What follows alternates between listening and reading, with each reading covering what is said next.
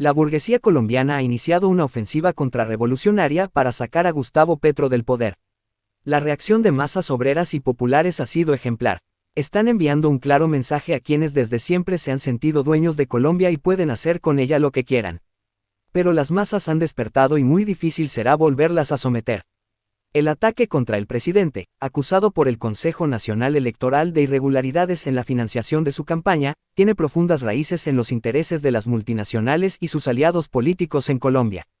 Tras la decisión de Petro de cortar relaciones con Israel, varias empresas mineras que tienen acuerdos comerciales multimillonarios con ese país se vieron directamente afectadas.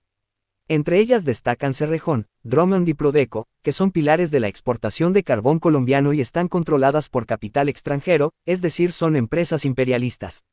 Cerrejón, una de las minas de carbón a cielo abierto más grandes del mundo, es propiedad de la multinacional suiza Glencore. Drummond, por su parte, es una compañía estadounidense con sede en Birmingham, Alabama, y ha operado en Colombia durante décadas, siendo uno de los mayores exportadores de carbón térmico. Prodeco, también parte de Glencore, opera principalmente en el departamento del Cesar. Estas multinacionales no solo dominan sectores estratégicos de la economía colombiana, sino que también juegan un papel activo en la política del país mediante el financiamiento de partidos que defienden sus intereses. Por ejemplo, Cerrejón ha hecho contribuciones significativas a partidos políticos como el Partido de la U y el Centro Democrático, entregando 500 millones de pesos a cada uno en 2023. Drummond ha financiado al Partido Conservador y a Cambio Radical, con aportes de 400 millones y 350 millones de pesos, respectivamente. Prodeco, por su parte, ha dado 450 millones de pesos al Partido Liberal y 300 millones al Partido Verde. Estos vínculos muestran que el capital extranjero no solo busca explotar los recursos del país, sino también moldear el panorama político para preservar sus intereses. Lo más seguro es que viendo peligrar sus millonarios acuerdos con los sionistas, gracias a la correcta y valiente decisión de ponerse firmemente del lado de la causa palestina, decidieron que era hora de echar mano de esos partidos políticos a quienes ha ayudado con grandes sumas de dinero. Esto junto a otros factores como las reformas de Petro en favor del pueblo, ha hecho que la burguesía colombiana pase a la ofensiva. Ellos movilizan todos sus recursos para desestabilizar al gobierno de Petro. Esta clase, que históricamente ha dominado la economía del país, se beneficia de un sistema que perpetúa la desigualdad extrema. En 2021, el 10% más rico de la población obtuvo el 55.6% del ingreso total, mientras que la mitad más pobre apenas alcanzó el 6.9%. En 2022, el 1% más rico concentró el 33% de la riqueza del país, mientras que la mitad más pobre solo conservó el 4%. Estos datos ilustran la abismal concentración de riqueza en Colombia, donde una minoría controla la mayor parte de los recursos y el poder económico. Esta concentración de riqueza y poder no solo afecta la distribución del ingreso, sino también la propiedad de la tierra, uno de los principales motores de la economía colombiana. El 1.6% de los propietarios controla el 43.9% de la tierra, lo que perpetúa una estructura feudal en el campo. Mientras tanto, la mitad de la población rural carece de acceso a tierras productivas, perpetuando la pobreza y el modelo agroexportador está dominado por las grandes élites. Este control oligárquico de la tierra y la riqueza ha sido respaldado históricamente por los sectores políticos de derecha que hoy lideran la ofensiva contra Petro. Además, la pobreza sigue siendo una realidad que afecta a millones de colombianos. En 2022, el 39.3% de la población vivía en condiciones de pobreza monetaria, mientras que el 12.2% sufría pobreza extrema. La estructura económica sigue favoreciendo a una élite que se ha enriquecido a expensas de los trabajadores y campesinos. En este contexto, los intentos de Petro por implementar reformas sociales, como mejoras en salud, educación y la reforma pensional, han sido recibidos con resistencia por parte de la burguesía, que ve estas iniciativas como una amenaza directa a su hegemonía.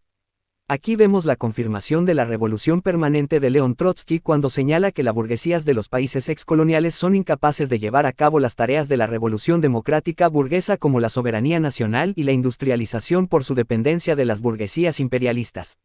Este es el caso de Colombia y se ve como estas multinacionales compran a los políticos burgueses colombianos. Por ende, esas tareas recaen sobre los hombros de la clase obrera al frente de los oprimidos, derrocando al capitalismo e instaurando un genuino socialismo. A través de medios de comunicación, como los controlados por conglomerados empresariales, la clase dominante ha impulsado una narrativa de caos y dictadura, presentando las reformas de Petro como una amenaza para la estabilidad del país. Esta campaña de desinformación es parte de una estrategia más amplia para preservar el orden económico vigente. La resistencia a las reformas de Petro no es simplemente política, sino que está profundamente enraizada en los intereses económicos de las élites que controlan los sectores clave de la economía. Las contribuciones de las multinacionales a los partidos políticos de la derecha son un claro ejemplo de cómo el capital imperialista busca influir en las decisiones políticas para frenar cualquier intento de cambio. El ataque contra Petro no es solo un ataque contra su gobierno, sino contra cualquier posibilidad de transformación social en Colombia.